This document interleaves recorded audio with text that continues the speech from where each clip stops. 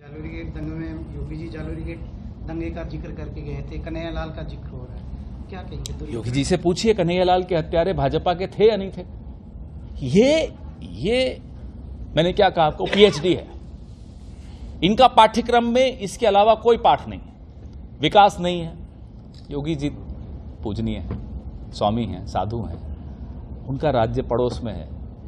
परसों दोपहर को एक महिला अधिकारी का वीडियो देख के मन इतना भर आया। महिला अधिकारी रोते हुए वीडियो निकाल रही है सोशल मीडिया पे कि मैं सुरक्षित नहीं हूं। यह उत्तर प्रदेश का हाल है, यहां आकर हमें भाषण दे रहे हैं सुरक्षा पर। यहां राजस्थान को अपमानित करते हैं, हमारी बहू बेटियों को अपमानित कर रहे हैं कि साहब आप सुरक्षित नहीं हैं। पुलिस सुरक्षित नहीं उत्तर प्रदेश में। सुबोध कुमार सिंह याद है ना, मार मार के दौड़ा दौड़ा के उसको मार डाला, पुलिस अधिकारी था। तो अपना राज्य देखो ना भाई, यहां आकर एक शांत राज्य में अशांति फैलाने का काम क्यों करते हो? मोदी जी कहते हैं बटन इतना तेज दबाओ कि ऐसे लगे विपक्ष को फांसी लग जाए। आपका कृषि मंत्री का क्या काम होना चाहिए? चने की खेती कैसी चल रही है, बाजरे की खेती कैसी चल रही है, ज्वार की खेती कैसी, यही होना चाहिए चिंता। ये होनी चाहिए। क्या चिंता है उनकी कि बेटे की गांजे की खेती कैसी चल रही कनाडा में, 10,000 करोड़ का घपला। बताओ मोदी जी कौन सा बटन दबाएं कि ईडी तोमर जी के घर पहुंचे, और कितना तेज दबाएं वो बटन? हम तो ये जानना चाहते हैं। ईडी के पास पता ही नहीं है तोमर जी का, मनिंदरजीत सिंह सिरसा का पता नहीं है, जो गुरुद्वारे का पैसा इधर उधर कर रहे थे। पैसा गुरुद्वारे का खरीद रहे हैं रेस्टोरेंट अमेरिका में, सियाटल में। बाबा बालकनाथ जी अपने ही राज्य के एमपी हैं। 52 करोड़ रुपया हवाला से कनाडा में पहुंचाते हैं गांजे की खेती के लिए जमीन खरीदनी, कल्टस लेक के पास। कहां है ईडी, कहां है सीबीआई, कहां है इनकम टैक्स? बताइए कौन सा बटन दबाएं? यही हम जानकारी मोदी जी से चाहते हैं। योगी जी आए जोधपुर में, अच्छा है, उनका स्वागत करिए, खूबसूरत शहर है, आना भी चाहिए, लेकिन हमारे यहां की शांति मत भंग करिए। एक शांत राज्य है, आगे बढ़ना चाहता है ये राज्य, उसको पीछे मत रखिए।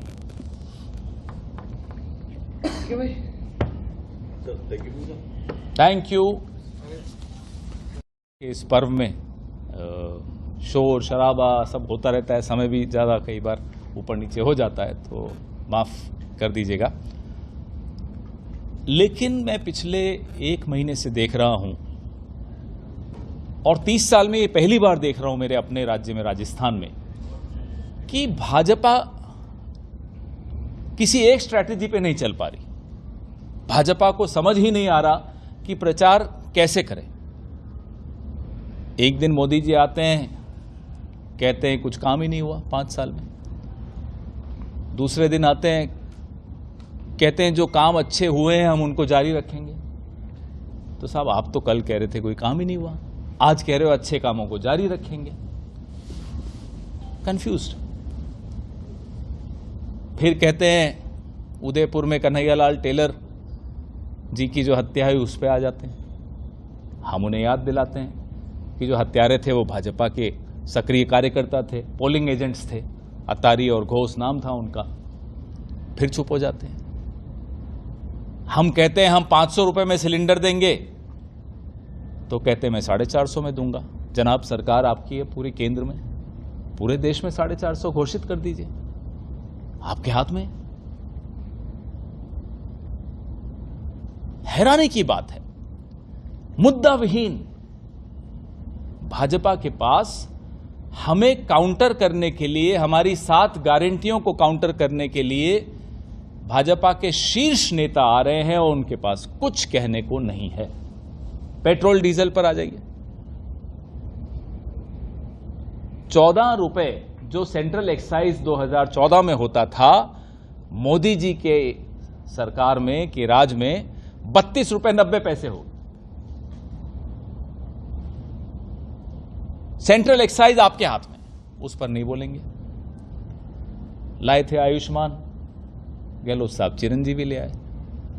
अब 25 लाख का मुफ्त इलाज जहां मिल रहा हो, वहां आयुष्मान के 5 लाख क्या करेंगे? अब उस 25 को 50 कर दिया। गहलोत साहब, कांग्रेस सरकार, क्या जवाब दोगे आप? तो पिछले 30 साल में मुझे पहली बार यह दिख रहा है कि एक प्रो इनकम्बेंसी का चुनाव है, सत्तारूढ़ दल के पक्ष में जाता हुआ चुनाव है। आज से महीना भर पहले शायद मैं ये ना कह पाता, इतने आत्मविश्वास के साथ ना कह पाता जितना आज कह रहा हूं, क्योंकि बहुत घूमा हूं, पूरे राजस्थान में घूमा हूं।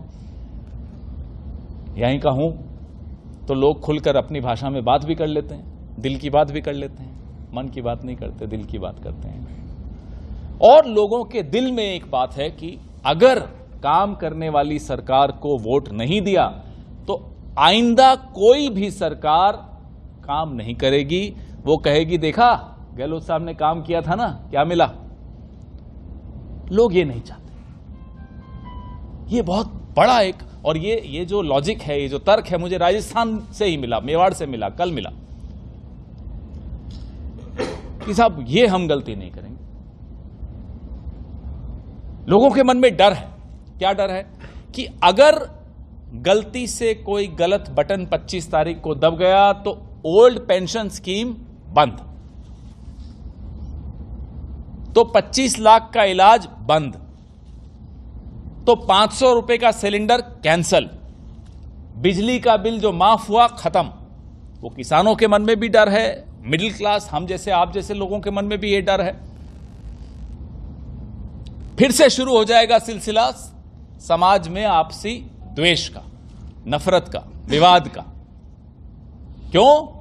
क्योंकि जिसकी जो फितरत है ना, वो कभी नहीं बदलती। आदत बदल जाती है, हालत बदल जाती है, फितरत नहीं बदलती। इनकी फितरत है विवाद पैदा करना। उसमें पीएचडी है, एंटायर पॉलिटिकल साइंस वाले जो हैं, इसमें बहुत बड़ी पीएचडी करके बैठे हैं। पीएचडी ये भी बैठी हैं, पूछिए इनसे, डॉक्टरेट है। विवाद कैसे पैदा करना है समाज में? भगवानों को आपस में लड़वा दो। जो पूर्वज हमारे नहीं रहे, उनको गए हुए दशकों बीत गए, मरने के बाद उनमें लड़ाई करवा दो। ये एक्सपर्ट हैं ये लोग। भारत को इंडिया से लड़ाई करवा दो। अब भारत और इंडिया कभी लड़ सकते? एक ही है भाई, इंडिया दैट इज भारत।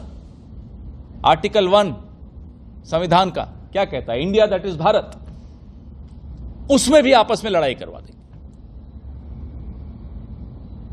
तो राजस्थान चाहता है शांत जीवन रहे, सबको मौका मिले काम करने का, इलाज मुफ्त हो सके। कोविड का दौर हम सबने देखा, सबके परिवारों में किसी न किसी का कुछ न कुछ नुकसान होते हुए देखा, लेकिन भीलवाड़ा मॉडल की बात पूरे विश्व में चल रही थी। हम सब राजस्थानियों का सर ऊंचा हो गया भीलवाड़ा मॉडल की जब बात अमेरिका में चलने लगी। तो होता ही है साहब, हम छोटे छोटे शहरों के लोग हैं, हमें बड़ा अच्छा लगता है जब हमारे शहरों का नाम अमेरिका में लिया जाता है।